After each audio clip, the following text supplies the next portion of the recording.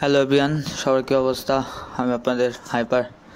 আজকে অবস্থাটা ভালো নেই, কারণ হচ্ছে বৃষ্টিতে অফিসে যেতে হবে। দেখেন বাইকের কী একটা অবস্থা হয়ে আছে। বৃষ্টিতে বাইক চালানো হেভি রিস্ক মানে হেভি রিস্ক। আর বাইকে যে কাদা লাগে এতে হচ্ছে আরও প্যারা লাগে, নিজের কাছে আরও মনে করেন মাইন্ড পুরোই নষ্ট হয়ে যায়। বাইকটা অপরিষ্কার থাকলে মনে হয় যে নিজে অপরিষ্কার। তো উপরে বাইজার পরে নিয়েছি, হেলমেট পরে নিয়েছি। সো ইন্ট্রোর পর চলে আসছি আপনাদের মাঝে আবারও।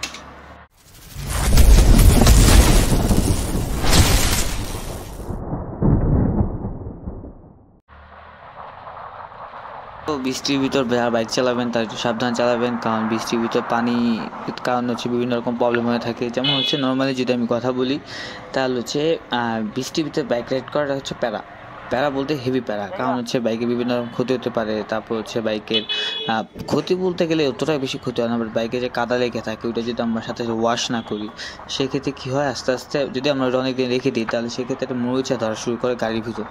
আবার যদি আমি ডিস্ক ব্রেকের ভিতরে কাদা লেগে থাকে, যদি আমি এটা পরিষ্কার না করি সেক্ষেত্রে হচ্ছে ব্রেক ধরতে প্রবলেম করবে। সবসময় মনে রাখবেন, যারা হচ্ছে বাইক চালায় বা বাইক সবসময় নিট অ্যান্ড ক্লিন রাখার ট্রাই করবেন। ইভেন চেনের ভিতরে যদি কাদা পড়ে সেক্ষেত্রে কিন্তু আরেকটা বড় ধরনের প্যারা। দেখেন রাস্তাটা পুরো ভিজা, এখানে যদি আমি রাফ টানাটানি করি বা প্রচুর হলে স্পিডিং করি সেক্ষেত্রে গাড়ি স্লিপিং করে। যেমন হচ্ছে ডাবল ডিস্কে যে গাড়িগুলো হয় সেই গাড়িগুলো তো হচ্ছে আপনার অতটা বেশি প্রবলেম করে না। গাড়ি এবিএস থাকলে গাড়িতে কোনো রকম বেশি একটা প্রবলেম করে না বৃষ্টির ভিতরে। কিন্তু অ্যাজ ইউজুয়াল যদি আমার পিছনে যেমন মনোটন দেখি বা অন্যান্য গাড়ি আছে যেগুলো যদি দেখি সেগুলোর ভিতরে পিছনে ড্রাম ব্রেক থাকার কারণে কী হয় জানেন, ওগুলো হচ্ছে যখন আমরা ব্রেকটা দিই তখন পিছনের চাকাটা স্লিপ করে, এতে অ্যাক্সিডেন্ট হওয়ার 100% চান্স থাকে। সবসময় গাড়ি যখন আমরা গাড়ি চালাবো বৃষ্টির ভিতরে সবসময় আমরা মানে মেনটেন করবো যে 40-50 ভিতরে রাখার জন্য, ঠিক আছে? আমরা কর্নারিং না করি, দেন হচ্ছে আমরা মানে পিলিয়ন যখন থাকবে তখন আমরা একটু সেফলি চলার ট্রাই করবো, রাফ টানাটানি না করবো বা কর্নারিং করার ট্রাই না করবো। তারপর হচ্ছে ওভারটেক করার ট্রাই এটা খুবই কম করবো। সবসময় মনে রাখবেন বৃষ্টি যে রোদ অনেক ভালো, মানে রোদও খারাপ বৃষ্টির জন্য, গাড়ির জন্য এবার বৃষ্টিও খারাপ। কিন্তু রোদটা হলে কি হয়, গাড়িতে অতটুকু গাড়িতে রোদে পড়ে থাকলে ওরকমটা ইফেক্ট করে না। যেমন হচ্ছে ঝং খাওয়ার চান্স খুবই কম, 5% ধরেন। বা হচ্ছে হ্যাঁ, রোদে থাকলে একটাই সমস্যা যে হচ্ছে ফেড হয়ে কালার ফেড হয় বা প্লাস্টিকটা প্রবলেম করতে পারে।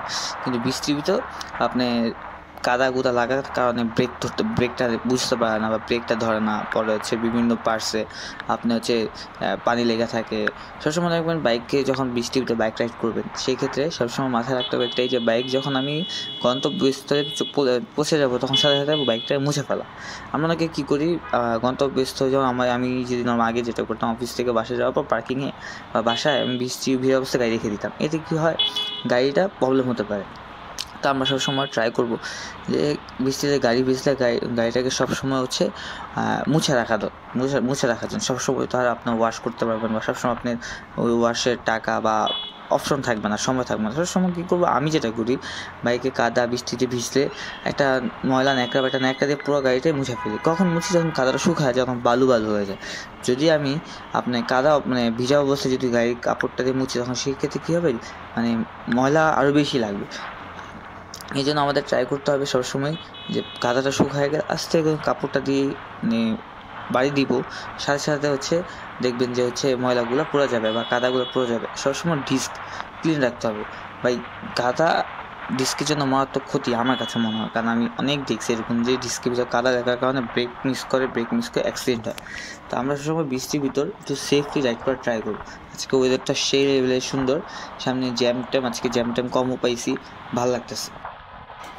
তো বৃষ্টির ভিতর বাইক রাইড করার মজা আছে, এটা আমিও জানি, সবাই জানে। কারণ বৃষ্টির ভিতরে বাইক রাইডের মজা একটা অন্যরকম, ফিলই দেয় অন্যরকম, ঠিক আছে? ভিজতেছেন, বাইক রাইড করতেছেন। বাট হ্যাঁ, সবসময় মনে রাখবেন বাইক রাইডে বৃষ্টির ভিতর করাও ভালো লাগে, আমার কাছে ভালো লাগে, কিন্তু সেফটি ফার্স্ট। দেখেন কী লেভেলের ঝড় হয়েছে যে ডান পাশে জাইলেনগুলা গুলশানের সবগুলো পড়ে গেছে, টানা 3-4 দিন টানাই বৃষ্টি। এই বৃষ্টির ভিতর বাইক রাইড করা আমার কাছে মনে হয় যে অনেক রিস্ক। যেটাই করি না কেন আমরা একটু সেফলি বাইকটা রাইড করি, কারণ হচ্ছে দেখেন আমি যদি অ্যাক্সিডেন্ট করি আমার বাইক ড্যামেজ হবে, এটা তো ফ্যাক্ট।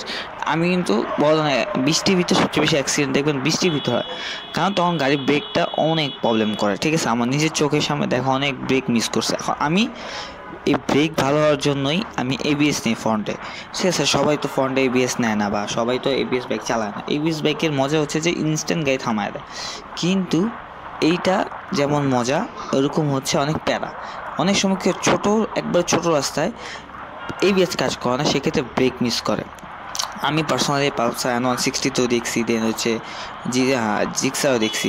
সো যারাই বাইক রাইড করবেন না কেন, সুন্দরভাবে বাইক রাইড করবেন, ইভেন খুব ভালোভাবে বাইক রাইড করবেন। বৃষ্টির ভিতর খুব সাবধানে বাইক রাইড করবেন, বাউলানো টাউলানোর থেকে এড়ানো থাকবেন।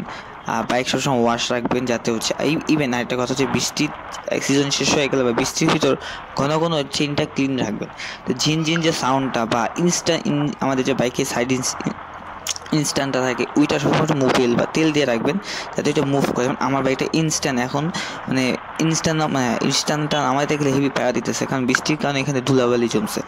তো বাইক মেনটেন করা অনেক ইজি, আবার যারা মেনটেন করে না তাদের কাছে অনেক হার্ডলি। দেখেন, একটা 3 লাখ টাকা বা 4 লাখ টাকা বা একটা 50,000 টাকা গাড়ি কিনলাম না কেন বা একটা বাইকই কিনলাম না কেন, আমার কষ্টের টাকা, অ্যাটলিস্ট ওটা আমি ওয়াশ করে রাখবো, দেন হচ্ছে পরিষ্কার করে রাখবো। এটা হচ্ছে আমার নিজের কাছে ব্যক্তিগত। আমি গাড়ি ময়লা থাকলে বা কাদা লেগে থাকলে আমার কাছে চালাতে ভালো লাগে না।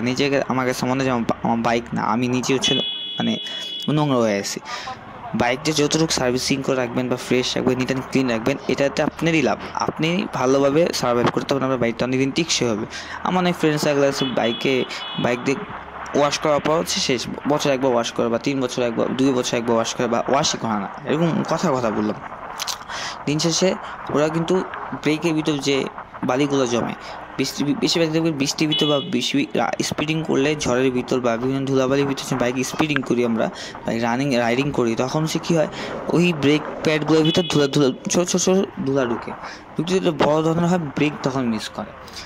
যতই কিছু করেন না কেন, দিন শেষে আপনার জীবন, আপনার বাইক, আপনার ফ্যামিলি, ট্রাই করবেন বেস্টভাবে ক্লিন রাখতে নিজের বাইক। টাকা যাক ভাই, টাকা আপনি আজীবন কামাইতে পারবেন, বাট বাইক থ্রো যদি থাকে, আপনার বাইকের থ্রো যে অ্যাক্সিডেন্ট হন, সে বাইকেরও বদনাম, বদনাম, দেন হচ্ছে বাইকের ব্র্যান্ডেরও বদনাম। কিন্তু কেউ আমরা যাচাই করতে চাই না যে কী রিজনে, কী কারণে হচ্ছে আমরা অ্যাক্সিডেন্টটা হই। তো অনেক জ্ঞান দিয়ে দিলাম, সবাই বাইক ক্লিন রাখবেন, বৃষ্টির ভিতর সেফলি রাইড করবেন, এটাই আমার একটা কথা।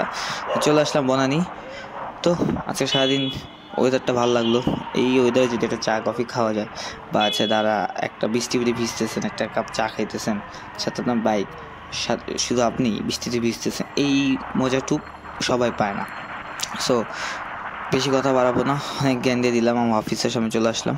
তো আজ এই পর্যন্তই, খোদা হাফেজ সবাইকে, ভালো থাকবেন সবাই, আল্লাহ হাফেজ।